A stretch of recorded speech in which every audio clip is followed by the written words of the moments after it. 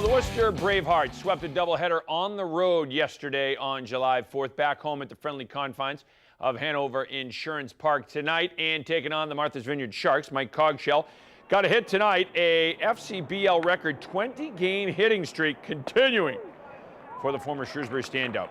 Scoreless in the top of the first. Bravehearts pitcher Kevin Stone getting the strikeout, and Stoney reaching back and getting another K for the home team. Bottom of the first, Martha's Vineyard pitcher Dylan Grove gets the strikeout. Top second base is loaded for Martha's Vineyard. J.D. Andreessen with the Texas leaguer Jake Farrell coming in to score. It is 1-0 Sharks in front. Stone punching out his man. Still in the top of the second. Jacob Rhinesmith with a blast to center, and it carries over everyone. 1 run scores. 2 runs score. Andreessen coming home all the way from first. We're going to have a play at the plate. Andreessen is safe at the plate. Russian Judd gives him a 5-6 on the landing. 4-0 Martha's Vineyard. Still in the second. Nick Rabarczyk firing his seed to Cogshell, and they nail the runner at third. Dylan Nelson lacing one to center.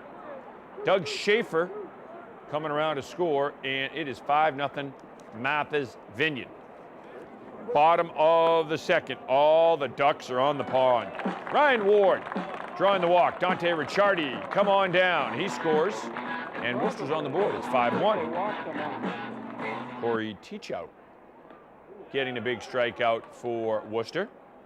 And then you don't step on Superman's cape, you don't spit into the wind, and you don't run on Rabarczyk.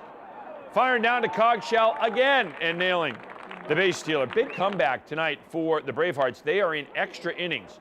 Right now, this game is in the 11th inning, all tied up. All right, Timmy Collins is sitting out for the second straight season. Collins rehabbing for the second straight year, Tommy John surgery. So he's missed his last 2 major league seasons, including last year when his Kansas City Royals won the World Series. Now, he wasn't pitching for them, but he still felt a part of the team.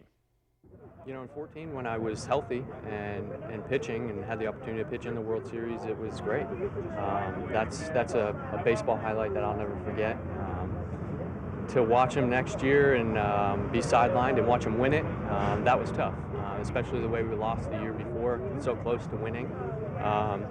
But, I mean, we had such a close group that I never felt like I was sidelined. I always felt like I was part of the team, whether I was playing or not.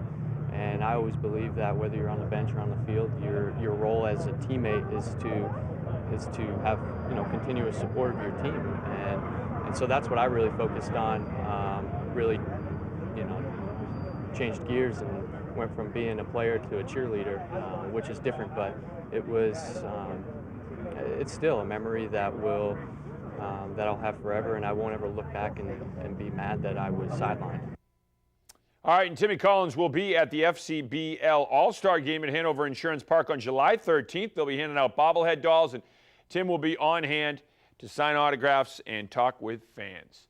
Worcester boxer Jamaine Ortiz is 1-0 in his young professional boxing career. Now he's climbing back into the ring on July 15th at Twin River Casino. Now, Ortiz has fought in a lot of big fights during his amateur career, fighting with no headgear and in pressure situations. He says that really prepared him for professional boxing.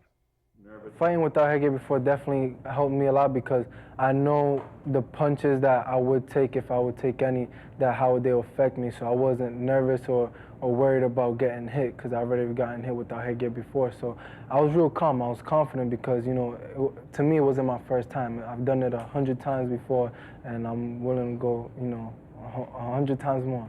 Training camp has been great. You know, me and my coaches, we've been working hard. I've been working hard, and I have a lot to showcase for my July 15th. All right, so July 15th, Andy Gonzalez, another Worcester fighter who spars with Jamaine, he'll be on the card taking on Ray Oliveira. 2 fighters with straight-ahead styles. Could be a war in the ring. What the fans going to expect from me is a lot of aggression. I heard that he's the same. He's always coming forward. That's what I like, and that's what I'm gonna come to do and show everybody. Yeah, we've been training hard for this. We feel confident.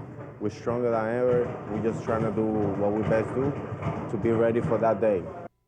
All right, so Andy Gonzalez versus Ray Oliveira and Jamaine Ortiz back in the ring as well, all on July the 15th. But I like it. Ray Oliveira was talking a lot of smack at that press conference down at the Compass Tavern. So I think these are two guys that don't like each other, which is always fun when you're watching boxing. You love smack talk. I do. Well, I just like to have some aggression in the ring like Andy Gonzalez. The aggression makes for a good fight. Yes, it does. Kev, thank you very much. That'll do it for Kevin Shea. I'm Andy Lacombe. That's our news for this Tuesday night. We'll see you back here tomorrow at 6.